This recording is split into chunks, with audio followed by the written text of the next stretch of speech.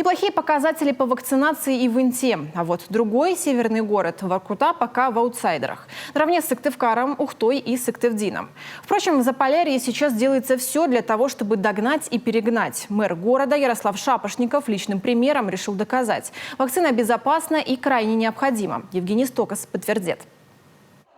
Жители северных городов Коми прививаются все более активно. Опасность третьей волны, конечно, осознают везде, но темпы в муниципалитетах разнятся. Рабочая практика, которая позволяет разом охватить целый коллектив, это организованная вакцинация на предприятиях и в учреждениях. Сотрудники интинской администрации прививку делали именно так. Всего 2 визита врачей, и здесь коллективный иммунитет уже есть.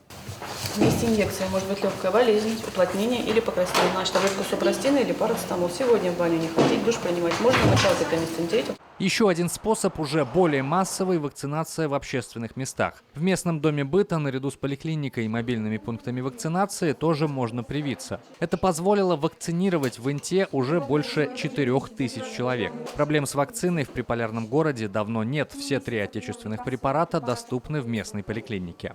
Страха перед вакцинацией нет. Действительно, город у нас небольшой, да, и все мы знаем, что у нас люди заболевали, а некоторые, к большому сожалению, и с очень печальным концом.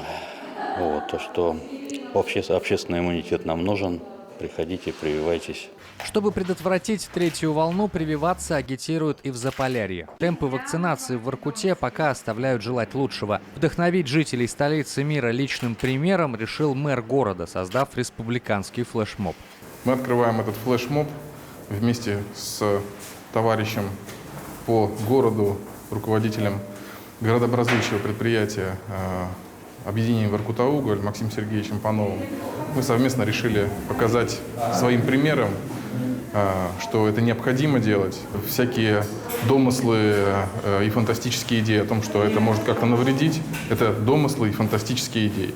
Мэр Воркуты призвал глав других муниципалитетов и директоров градообразующих предприятий сделать прививку как можно скорее. Личный пример помогает решиться тем, кто сомневается или не торопится вакцинироваться. Опыт других стран показывает, чем быстрее большая часть населения привьется, тем меньше будет жертв и тем раньше отменят все ограничения.